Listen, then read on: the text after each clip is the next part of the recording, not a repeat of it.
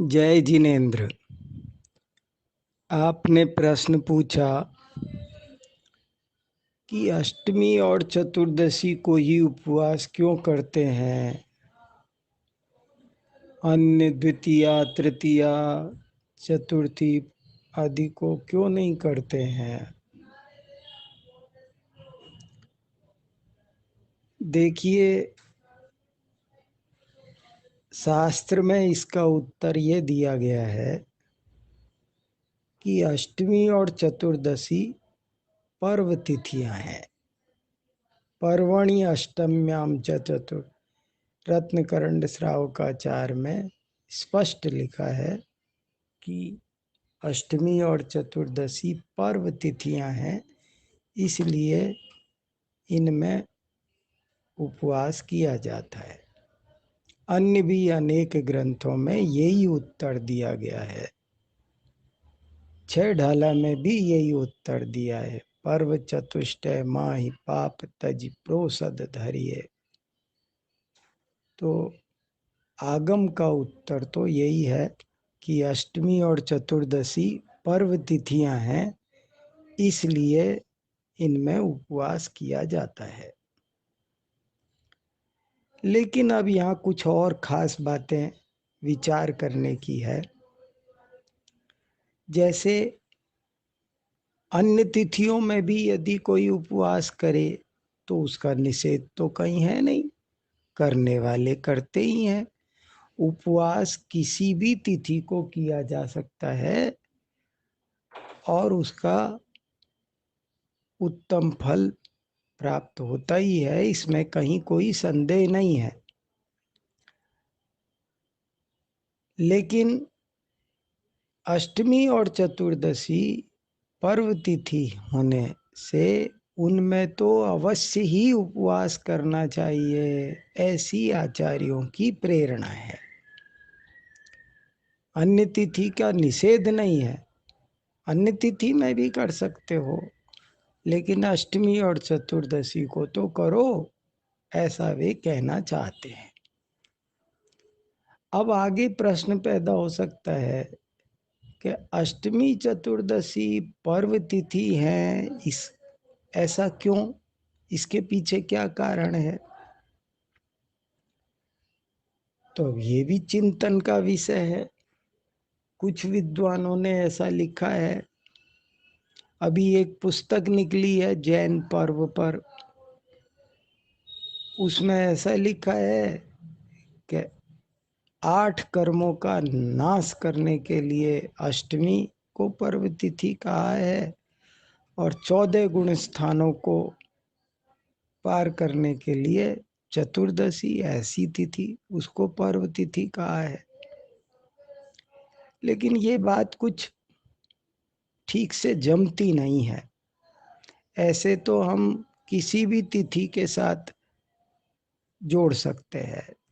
सप्तमी भी रख सकते थे और कह सकते थे 7 तत्व का ज्ञान करने के लिए सप्तमी है। पंचमी रख सकते थे कि पंच परमेष्ठी का ध्यान करने के लिए पंचमी है। तृतीया रख सकते थे, कह सकते थे रत्नत्रय के लिए। चतुर्थी रख देते कि अनंत चतुष्टय की प्राप्ति के लिए। कोई भी तिथि रखी जा सकती थी, किसी भी तिथि को इस तरह से जोड़ा जा सकता है।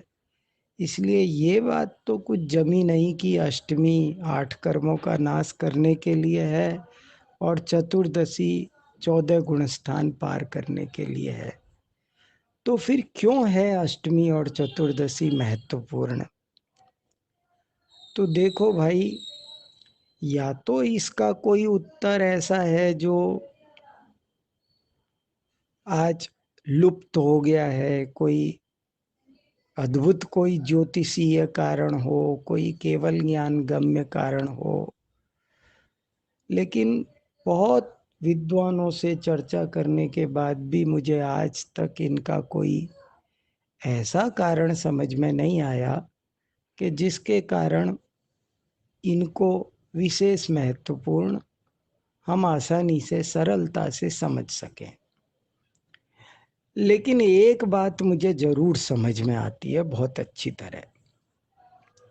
अष्टमी और चतुर्दशी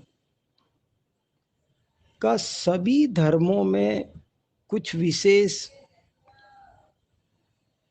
प्रकरण मिलता है, और खासकर ऐसा मिलता है वो कि उस दिन कुछ नहीं करना चाहिए, उस दिन अध्ययन तक नहीं करना चाहिए, अनध्याय होता है, उस दिन व्यापार नहीं करना चाहिए, उस दिन खेती नहीं करना चाहिए।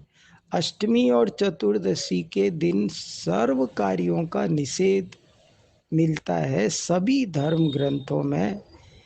इससे मुझे कुछ ऐसा लगता है कि जैसे आजकल अंग्रेजी तिथियां चलती हैं और हम संडे मनाते हैं और संडे को सबकी छुट्टी होती है, ऐसा लगता है उस समय भी 8 दिन में एक दिन कोई छुट्टी होती थी। और अष्टमी चतुर्दशी का मतलब ऐसा भी हो सकता है कि 8 दिन में एक दिन की सार्वजनिक छुट्टी, सार्वजनिक अवकाश। वो समय ऐसा था, तब यही तिथियां चलती थी और इनको पूरे समाज में मान्यता मिल चुकी थी, पूरे लोक स्वीकृति मिल चुकी थी कि अष्टमी और चतुर्दशी को सारे काम प्राय बंद रहते थे। और जब सब काम बंद रहते थे तो आप शांति से धर्म ध्यान कर सकते हैं, उपवास कर सकते हैं। जब अन्य तिथियों में सारे काम चलते हों तो हम श्रावक गृहस्थ, हमें कोई काम निपटाना है, हमें कोई काम निपटाना है, किसी को कोई काम निपटाना है, लोग कामों से चैन नहीं मिलती है, उन कामों के पीछे भागते ही रहते हैं। लेकिन अष्टमी और चतुर्दशी उस समाज में ऐसी थी कि जब सारे काम ही बंद है, आप निपटाओगे क्या?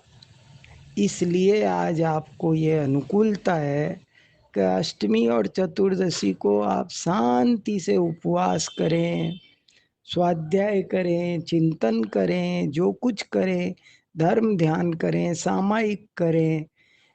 मुझे तो यही कारण ज़्यादा समझ में आता है। वैज्ञानिक कारण भी कुछ ऐसा ही है कि 8 दिन में एक दिन पेट को रेस्ट मिलना ही चाहिए। आयुर्वेदिक कारण भी कुछ ऐसे ही हैं कि 8 दिन में एक दिन पेट को रेस्ट मिलना चाहिए। और भी व्यावहारिक बातें बहुत सारी हैं। तो मुझे लगता है कि कोई ऐसा ही कारण है जिसकी वजह से अष्टमी और चतुर्दशी को बहुत मान्यता मिली।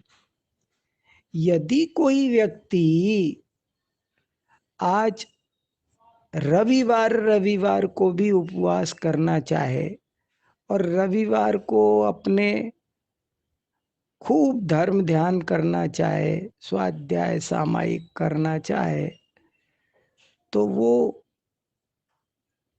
कर सकता है। वो उसे रविवार को अष्टमी चतुर्दशी की तरह प्रयोग कर सकता है।